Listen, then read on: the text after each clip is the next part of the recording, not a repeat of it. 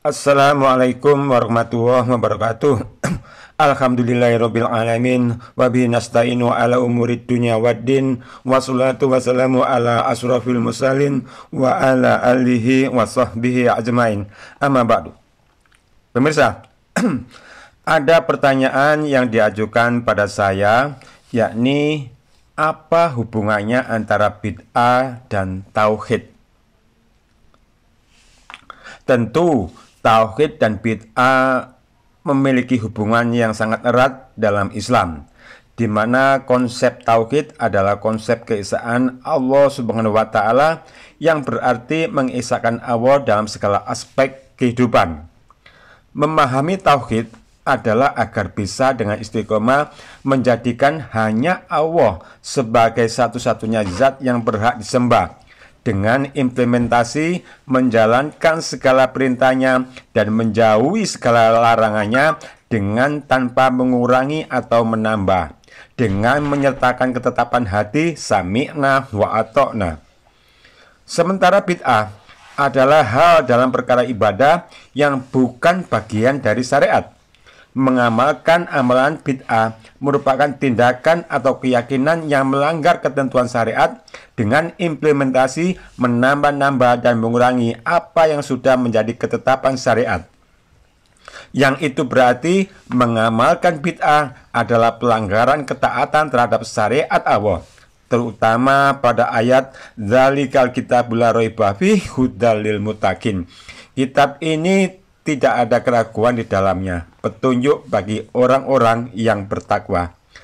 Nah, kalau merasa bertakwa hanya kepada Allah Azza wa Jalla, haruslah merasa cukup menjadikan syariatnya sebagai sumber pedoman dengan tidak menjadikan syariat-syariat adopsian sebagai tandingan, yang dengan tindakan itu juga sekaligus jadi pelanggaran terhadap diutusnya Rasulullah sebagai suri Taurat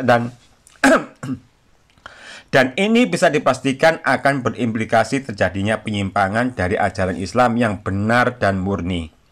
Jadi kesimpulannya, bid'ah dapat menyebabkan penyimpangan dari konsep tauhid yang benar, karena bid'ah dapat menambahkan atau mengurangi ajaran Islam yang asli.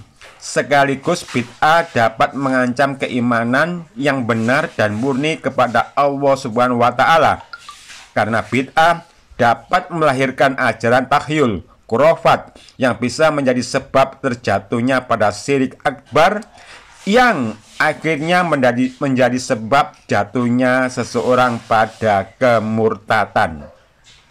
Nah, dari kenyataan ini, lalu bila kita saksikan di tengah-tengah umat, terutama di negeri ini, betapa banyak ustadz-ustadz, kiai-kiai yang begitu semangatnya mengamalkan amalan-amalan bid'ah, terutama bila mereka telah terjangkit fanatik golongan, dan masih ditambah dengan menggantungkan keran-keran pendapatan mereka pada tumpuan amplop-amplop dari hasil undangan acara-acara bid'ah tersebut.